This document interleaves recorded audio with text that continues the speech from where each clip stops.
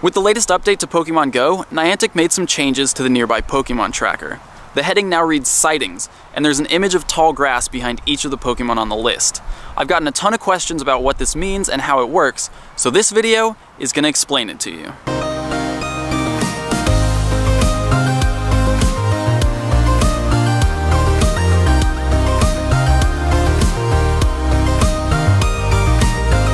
The first thing I want to say is that the visual changes don't mean nearly as much as you think.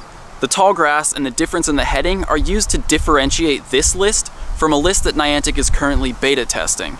Right now it's only available for players in San Francisco, but it shows Pokemon nearby that are located close to Pokestops. I'm going to explain that and all the other changes with this update in tomorrow's regularly scheduled video. But for today, I want to show you how to track Pokemon using the updated system. One change that was made to the nearby Pokemon list is that it doesn't show duplicate Pokemon anymore. So there could be more than one Rattata nearby, but the list will only show one. The most important change that was made is that Pokemon will now disappear from the list when you get too far away from them. The range is 200 meters, so if you're more than 200 meters away from a Pokemon, it will disappear from the list. Because of this one change, we can now effectively track down nearby Pokemon. Think of it like the footsteps, except instead of 3 footsteps showing you when you're getting closer to a Pokemon, you have 1 footstep showing you when you're within 200 meters or you're not. Now before it gets too dark, I'm going to show you how you can use the new tracker to effectively track down a Pokemon. We're going to look for the Paris on the list. So to start, what you want to do is start walking. Any direction, just walk straight.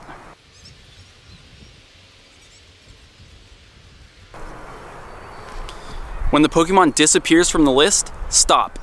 Look at where you're standing and remember this as point A. Now, turn around and walk back in the opposite direction.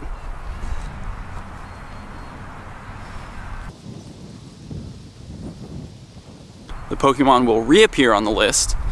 Now keep walking until it disappears again.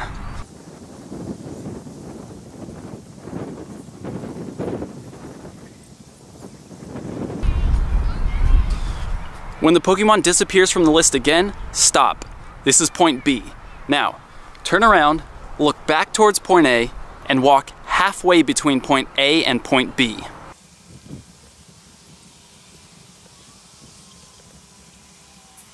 When you get to halfway between A and B, turn to your left or to your right and walk straight. Now you're either walking directly towards the Pokemon or directly away from it.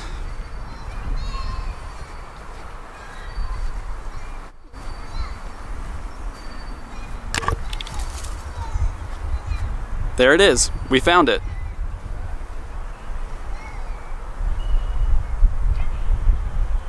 Got it, and we successfully tracked down a Pokemon. Now if you walk the other way and the Pokemon disappears from the list again, all you have to do is turn around 180 degrees and walk the opposite direction, and you'll be walking directly towards it. This method of tracking is based on a post by Redditor The Colorless Pill. To explain how it works, I'm going to show you a diagram from a top-down point of view. This circle represents the 200-meter range in which you can see the Pokemon. As long as you're standing within this circle, it'll show up on your nearby Pokemon list. Once you see the Pokemon on the list, start walking in a direction. When you hit the edge of the circle, the Pokemon will disappear from the list. That's point A. Now, turn around and walk directly back until the Pokemon disappears again. That's point B. Now when you walk back to the center, you can turn 90 degrees to your left or to your right. If you turn the wrong way, you'll walk to the edge of the circle again and the Pokemon will disappear. Now, just turn around and walk the opposite way and you're walking straight back towards the Pokemon. Once you get close enough, it'll show up on the map. It gets a little more complicated in cities when you have buildings around, but now that you understand how it works, you can kind of figure out how to work around them to still track the Pokemon you're looking for. As always, thank you so much for watching. I hope that was helpful, I hope you learned something, and make sure you stay tuned for tomorrow's episode when I cover all the changes that came with this update. See you guys then.